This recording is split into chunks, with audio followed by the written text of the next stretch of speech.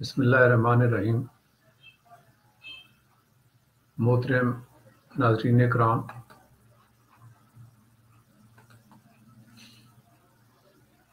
آج ہم اس موضوع پر بات کرتے ہیں کہ ہومیوپیتھی میں مریض کو نسخہ لکھ کر دینا بہتر یا نہ دینا بہتر۔ میں سمجھتا ہوں ہومیوپیتھک برادری میں دو طرح کی آراء پائی جاتی ہیں۔ کچھ اس کی حمایت میں رائے رکھتے ہوں گے اور کچھ اس کی مخالفت میں۔ ہمیں دونوں کی رائے کا احترام ہے، تاہم میں آپ کو اپنے نقطہ نظر سے آگاہ کرتا ہوں۔ اس بارے میں میرا نقطہ نظر یہ ہے کہ اگرچہ نسخہ دوا کوئی راز کی بات نہیں، تاہم نسخہ ظاہر کرنے میں کئی قباحتیں، لہذا میری نظر میں نسخہ لکھ کر دینے کی بجائے نہ دینا بہتر ہے۔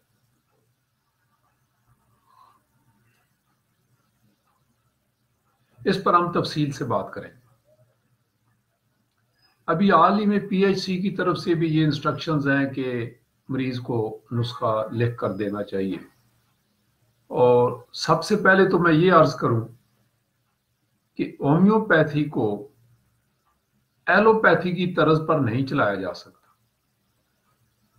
میں حیران ہوں کہ ہمارے بڑے بڑے لیڈران کرام پنجاب ہیلتھ کیئر کمیشن کو کیوں مطمئن نہیں کر سکے کہ ہمارا اپنا ایک پروٹوکول ہے، ہمیں ہمارے دائرہ کار میں رہ کر پریکٹس کرنے کی اجازت دی جائے۔ نسخہ نویسی کے اپنے اصول ہیں، اور یوں سر عام نسخے لکھنے سے مریضوں کی کوئی خدمت نہیں کی جا سکتی۔ وہ کیسے؟ اس پر بات کر لیتے ہیں۔ لیکن اس سے پہلے میں پی ایچ سی کے حوالے سے کچھ بات کر لوں کہ بطور ادارہ میں سمجھتا ہوں کہ عطائیت کے خاتمہ کے لیے قابل تعریف ہے۔ تاہم اگر یہ ادارہ اپنے ساتھ ملک کے نیک نام ہومیوپیتھس کی ٹیم بھی شامل کر لے تو نہ صرف بہت ساری غلط فہمیوں اور الزامات سے بچا جا سکتا ہے، بلکہ ہومیوپیتھی برادری کے بہت سارے خدشات اور تحفظات بھی دور ہو جائیں گے، کیونکہ جملہ مسائل اور ان کے حل میں جتنا ادراک ہومیوپیتھ کو ہو سکتا ہے، غیر ہومیوپیتھ کو نہیں ہو سکتا۔ ہم اب واپس اپنے موضوع کی طرف آتے ہیں، نسخہ نویسی کے حوالے سے۔ دیکھیے دوستو، آج کل انٹرنیٹ کا دور ہے۔ کسی معلومات کو گوگل کریں تو ایک کے جواب میں 10 بتاتی ہے، 100 بتاتی ہے۔ اور آج کا مریض ڈاکٹر کے پاس آنے سے پہلے اپنی بیماری کی ساری معلومات لے کر آتا ہے، اور جب آپ مریض کو دوا کا نسخہ تجویز کرتے ہیں تو گھر جا کر وہ گوگل سے اس دوا کی معلومات حاصل کرتا، اور بالعموم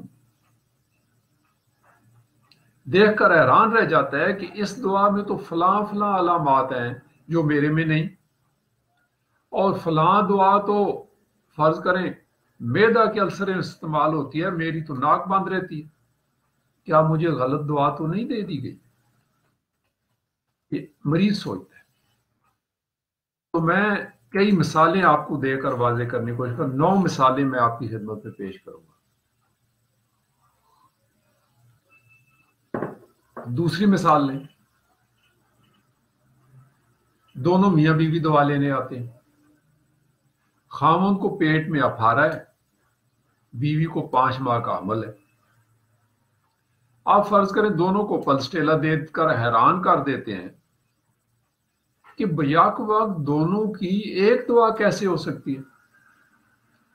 وہ سوچتے ہیں ایک کو افارہ ہے دوسرے کو عمل ہے، ایک کو قبض ہے دوسرے کے حیض بند ہے، تو آخر دو مختلف بیماریوں میں ایک دوا کیسے ہو سکتی ہے؟ مریض کی اپنی سوچ ہے، اس کا اپنا پوائنٹ آف ویو ہے. ایک ہی فیملی کے دو بچے ہیں، ان کا گلا خراب، نزلہ، زکام اور بخار ہے. آپ کیس ٹیکنگ کے بعد ایک کو بیلاڈونا دوسرے کو فیرم فاس دے دیتے ہیں. گھر والے پریشان ہیں، ایک جیسی بیماری اور دو مختلف دوائیں کیوں؟ چونکہ عوام کا مائنڈ سیٹ ہے، اور عوام کا مائنڈ سیٹ ایلوپیتھی کا بنا ہوا ہے، جہاں مرض کے نام پر دوائیں دینا معمول ہے، اور جہاں پیناڈول ہر درد کی دوا ہے. جبکہ ہومیوپیتھی میں ایسا بالکل نہیں ہے، بالکل نہیں. ہومیوپیتھی میں مریض بدل جانے سے دوا بدل جاتی ہے، ایلوپیتھی میں مرض بدل جانے سے دوا بدل جاتی ہے. دیر از اے ڈفرنس.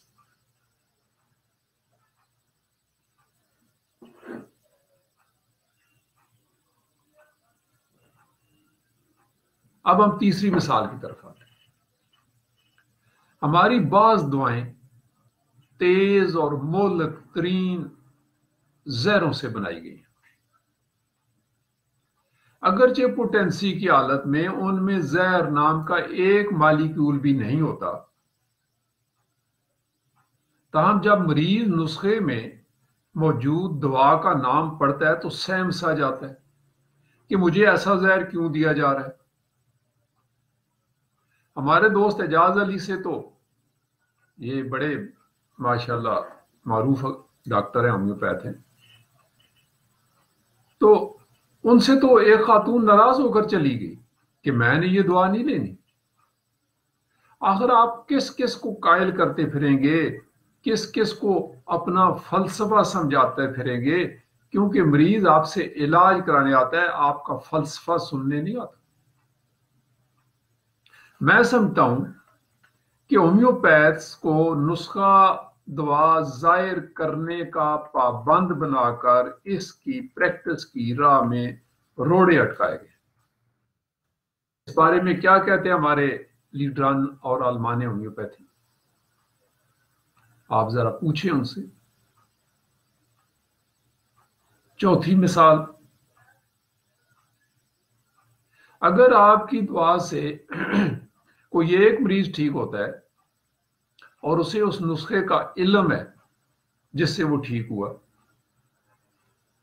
تو اس نسخے کو آگے بانٹنا شروع کر دیتے ہیں، اور اسی مرض میں مبتلا مریض اس نسخے کا استعمال شروع کر دیتے ہیں، اور یہ جانے بغیر کہ ہومیوپیتھی میں ایک ہی نسخہ سے ہر بیماری کا علاج ممکن نہیں، ضروری نہیں، بلکہ ہر مریض کی الگ الگ دوا ہوتی ہے.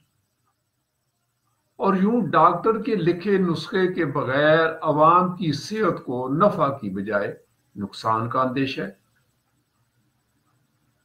کسی اور شعبے میں تو سیلف میڈیکیشن کی شاید گنجائش نکلتی ہو، میں کہتا ہوں شاید، اگرچہ نہیں نکلتی، لیکن ہومیوپیتھی میں تو بالکل نہیں نکلتی. سیلف میڈیکیشن کی 1%، 0.1% بھی گنجائش نہیں ہے. جو لوگ ہومیوپیتھی میں سیلف میڈیکیشن کرتے ہیں، یہاں لوگ سر درد کے لیے پیناڈول اور دوسرے پین کلرز کھانے میں منٹ نہیں لگاتے، لیکن ہومیوپیتھی میں یہ بہت ذمہ داری کا کام ہے. کوئی دعا مکمل تحقیق و جستجو کے بغیر تجویز نہیں کی جاتی، نہیں کی جا سکتی. ہومیوپیتھی میں تو سر درد کی دوا تلاش کرنا بذات خود سر درد ہے. وہ میں ایک شعر پڑھا کرتا ہوں کہ درد سر کے واسطے سندل لگانا ہے مفید، اس کا گھسنا اور لگانا درد سر یہ بھی تو ہے. ہومیوپیتھی میں ایک سر درد کی دوا تلاش کرنا بذات خود سر درد ہے. تو ناظرین کرام کو ہومیوپیتھ ساتھیوں کو تو علم ہے، ناظرین کرام کو بھی علم ہونا چاہیے کہ کتنی محنت اور جستجو درکار ہوتی ہے۔ کیس ٹیکنگ میں فرسٹ ٹائم کتنا ٹائم لگتا ہے، آدھا گھنٹہ، 1 گھنٹہ، 2 گھنٹے، سم ٹائم اس سے بھی زیادہ لگ سکتے ہیں جی۔ تو ہومیوپیتھی میں یہ بالکل ضروری نہیں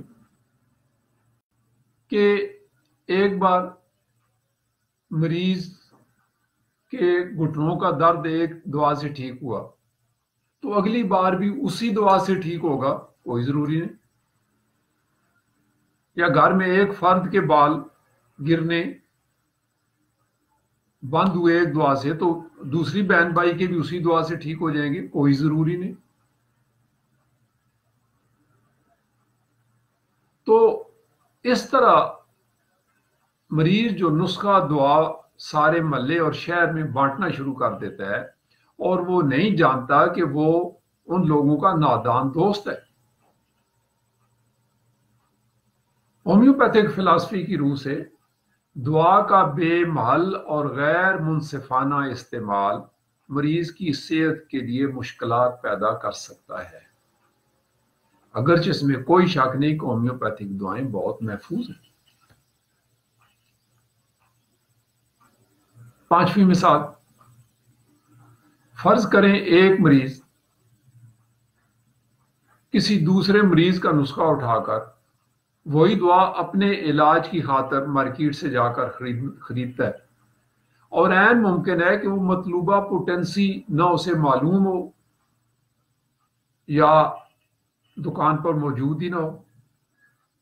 اب سٹور والے نے تو اپنا بزنس دیکھنا ہے، ممکن ہے وہ کوئی دوسری پوٹینسی اس کو دے دے، کیونکہ یہ تو بزنس ہے دعائیں بیچنا۔ جبکہ معالج ہر مریض اور مرض کو مد نظر رکھ کر دعا کو خصوصی پوٹینسی میں استعمال کرتا ہے، جس پوٹینسی میں اس اسپیسیفک مریض کے لیے فٹ بیٹھتی ہے، تو گویا پیچیدگیاں بڑھنے کا امکان ہے۔ 6 مثال، معالج ہی جانتا ہے کہ کون سی دعا کس مریض کو کتنا عرصہ استعمال کرانی ہے، کب روکنی ہے، کب دینی ہے، کب روکنی ہے، کب دینی ہے، کب بدلنی ہے۔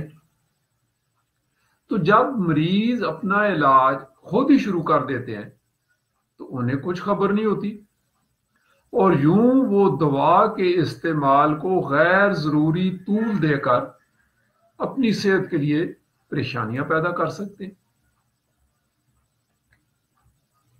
7ویں مثال، اکثر ایسا ہوتا ہے کہ کوئی مریض ایک ہی دعا سے ٹھیک ہوا، اور ایسا کم ہوتا ہے۔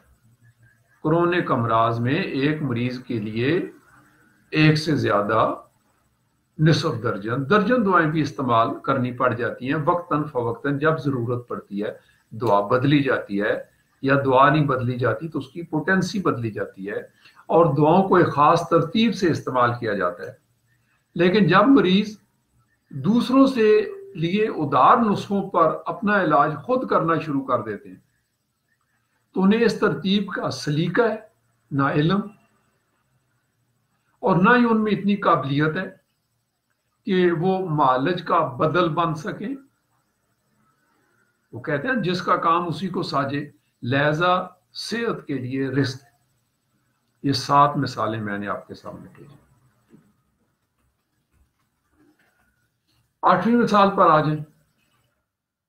ہومیوپیتھی میں کئی دعائیں ایسی ہیں جو ایک دوسرے کے بعد استعمال نہیں کرائی جا سکتی، وہ گڑبڑ کرتی ہیں اندر جا کر، انیمیکل ہیں ہم ان کو کہتے ہیں۔ تو ایک معالج ہی بہتر جانتا ہے کہ کس دعا کو کس کے بعد استعمال کرانا ہے اور کس دعا کو کس کے بعد استعمال نہیں کرانا۔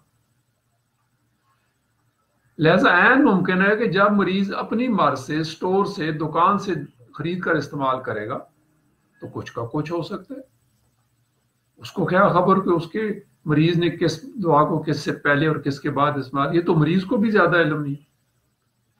یعنی نسخہ دعا کا مریض کے ہاتھ لگنے پر اس کا غلط استعمال کا امکان ہے۔ اب آ جاتے ہیں 9ویں مثال پر۔ فرض کریں مریض کو ایک دعا سے آرام آ گیا، چند دن بعد اسے وہی تکلیف پھر دوبارہ شروع ہوگی، لیکن معالج باوجود اسے دعا استعمال نہیں کرانا چاہتا، وہ اسے اسی دعا کے انڈر آبزرویشن رکھنا چاہتا ہے، کیونکہ اس کی نظر میں ابھی دعا کے استعمال، دعا کے دہرانے کا یا بدلنے کا وقت نہیں آیا۔ وہ ویٹ اینڈ واچ کی پالیسی رکھنا چاہتا ہے۔ تو ہوتا کیا ہے کہ ایسی صورت میں مریض کو اس کی تسلی کے لیے پلاسبو دی جاتی ہے۔ یہ ایک عام ویل اسٹیبلشڈ اصول ہے ہومیوپیتھی، جس سے مریض مطمئن ہو جاتا ہے کہ وہ دعا کھا رہا ہے۔ اب بصورت دیگر یعنی نسخہ ظاہر کرنے کی صورت میں معالج کے پاس کوئی چارہ کار نہیں رہتا کہ وہ مریض کو بس صبر کی تلقین کرتا رہے اور اسے بغیر دعا کے تکلیف کو برداشت کرنے کا مشورہ دیتا رہے۔ اور میں سمجھتا ہوں جو اکثر اوقات میں مریض کی نظر میں معالج کی نالائکی سمجھا جائے گا کہ مجھے درد ہے، مجھے تکلیف ہے، مجھے آرام نہیں آ رہا، اور یہ کہہ رہا ہے صبر کرو، تو تم ڈاکٹر کس کام کے ہو؟ نیچرلی مریض کے ذہن میں یہ خیال آ سکتا ہے۔ تو مریض کو اپنی بیماری سے غرض ہے، ہماری فلسفی سے نہیں۔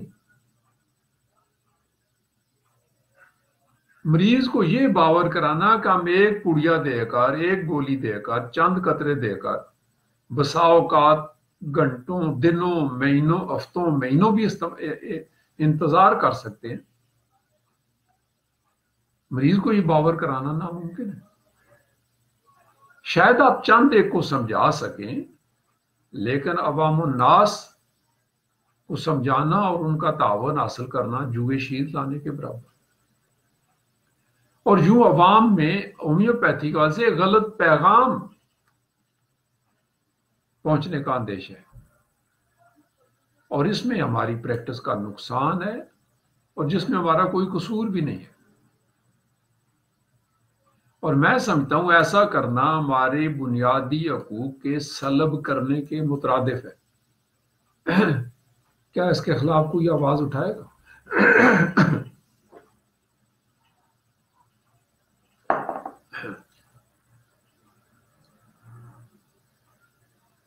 اور کیا نسخہ ظاہر کرنے کی صورت میں ہم مریض کو پلاسبو دے کر مطمئن کر سکتے ہیں؟ ہم اسے بولیں گے کہ یہ لو، یہ پلاسبو، میٹھی گولیاں کھاتے رہو؟ تو جب بھی کسی ہومیوپیتھک ڈاکٹر کا علاج کرنے میں سب سے بڑی مشکل پیش آتی ہے، کبھی ہوتا ہے کہ ساتھی کا علاج کرنا پڑ جاتا ہے، کہ جب میں نسخے سمیت علاج شروع کرتا ہوں تو ان کے ساتھ ایک نہ ختم ہونے والی بحث میں الجھنا پڑتا ہے۔ ہر موقع پر ان کو قائل کرنا پڑتا ہے کہ میں نے ان کے لیے درست دعا کا انتخاب کیا ہے، لیکن اس بحث میں مریض کو فائدہ کم ہوتا ہے، کیونکہ اکثر اوقات وہ سمجھ رہا ہوتا ہے کہ میں نے اس کی دعا کا درست انتخاب نہیں کیا۔ تو دوستو، آخر میں ایک بات اور عرض کرنی ہے کہ اگر مریض کو نسخہ بتا دیا جائے تو اس کی صحت پر کون سے مثبت یا منفی پہلو پڑ سکتے ہیں؟ کیا آپ سمجھتے ہیں کہ اس سے شفا یابی کا مرحلہ تیزی سے طے کیا جا سکتا ہے؟ یہاں میں آخر میں جے ٹی کینٹ کا حوالہ دیتا ہوں، ہومیوپیتھی کی دنیا میں جو ایک معتبر نام ہے۔ کینٹ نے لکھا ہے کہ جب آپ مریض کو دوا دیں تو اس کا مکمل ریکارڈ رکھیں، مریض کو نسخہ دینے کی بتانے کی ضرورت نہیں۔ تاہم اگر دوران علاج یا علاج کرنے کے بعد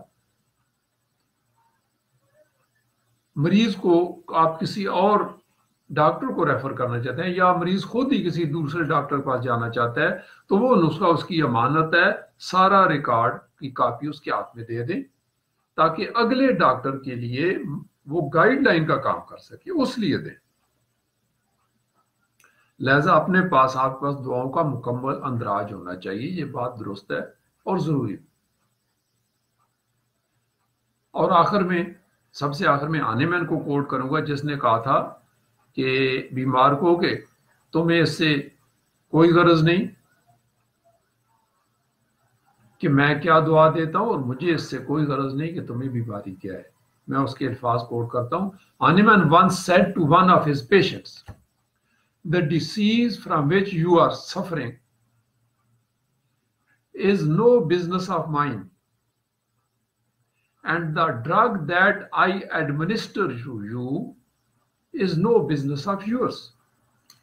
तो दोस्तों, ये मैं कुछ आपके साथ आज शेयर करना चाह रहा था। तो इस पर आप लोग अपने ख्यालात का इज़हार ज़रूर कीजिएगा और नेचुरली किसी के साथ भी कोई मुतफिक होना ज़रूरी तो नहीं होता, अपने अपने आइडियाज़ हैं। मुझे पता है इसकी फेवर में भी बहुत सारे दलाल आएंगे। आई वेलकम दोस्त, ताकि हमें किसी नतीजे पर पहुंचना चाहिए। और मैं आखिर में आप सब साथियों से यही अपील करूंगा कि बाज़ दफ़ा हम फेसबुक पर खाम में हमारे सींग अड़ जाते हैं, मेरे समेत, तो ये अच्छी रविश नहीं है। जो डिफरेंस ऑफ ओपिनियन होती है उसको ऑनर करना चाहिए एक दूसरे के साथ, और बड़ी सलीके वाली ज़ुबान इस्तेमाल करना चाहिए। मिसअंडरस्टैंडिंग हो भी जाती हैं तो बड़े ओपन माइंड के साथ हमें एक दूसरे को बर्दाश्त करना चाहिए। एक्चुअली हम सब का मिशन तो एक ही है ना, the high and only mission is to restore the sick to health as it is turned. तो आप साथियों का बहुत बहुत शुक्रिया। फेसबुक पर मैं सब साथियों के या बाज़ मरीज़ों के सारे सवालात के जवाबात नहीं दे सकता, सबको अटेंड नहीं कर सकता, क्योंकि मेरी फ्रेंड लिस्ट और फॉलोअर में ऑलमोस्ट 9,500 लोग हैं। तो एक बंदे के और भी बहुत सारे काम होते हैं, तो मुझे इस सूरत में माफ़ कर दिया कीजिए। मेरी कोशिश तो होती है कि हर साथी को उसकी इंक्वायरी का जवाब दे सकूं, लेकिन वो है कि और भी काम है दो ज़माने में होम्योपैथी के सिवा। आपका बहुत बहुत शुक्रिया। Thank you so much.